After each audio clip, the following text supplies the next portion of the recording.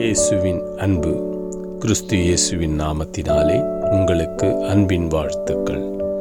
மத்தேயு எழுதின சுவிசேஷம் 6ஆம் அதிகாரம் 33ஆம் வசனம்.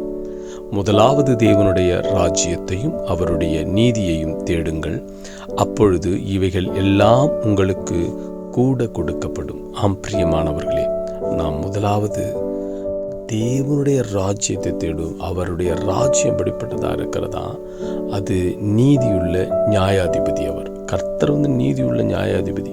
அவருடைய ராஜ்யம், அவர் ஒரு இடத்துல அரசாட்சி செய்வாரேயானால் அந்த இடம் ஆசீர்வதிக்கப்பட்டிருக்கும். அங்கே நியாயம் இருக்கும், சமாதானம், சந்தோஷம் இருக்கும். அப்போ நாம் நீதி உள்ளபடி, நாம் நீதியை தேடி நியாயத்தின்படி நடப்போமே ஆனால் அந்த இடத்துல தேவ ராஜ்யம் வரும். அந்த இடத்துல தேவன் ஆட்சி செய்வார். அப்போ தேவன் அரசாட்சி செய்யும் பொழுது நமக்கு ஒரு நன்மையும் குறைவுபடாது.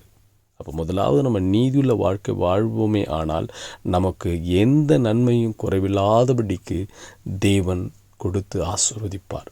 முதலாவது நீங்கள் கர்த்தருடைய ராஜ்யத்தை தேடுங்க, நீதியை நியாயத்தின்படி கர்த்தருக்கு பிரியமாய் வாழ்ந்து நியாயத்தின்படி நடங்க. கர்த்தர் உங்களுக்கு கேளாத ஐஸ்வர்யத்தையும் அவர் எல்லாவற்றையும் கூட கொடுத்து உங்களை ஆசீர்வதிப்பார். அப்போ கர்த்தர் சொல்லியபடி செய்வார். நாம் அவர் சித்தத்தின்படி செய்கிறவர்களாய் இருக்கும் பொழுது அவர் நம்மை உயர்த்தி ஆசீர்வதிப்பார். ஆமேன்.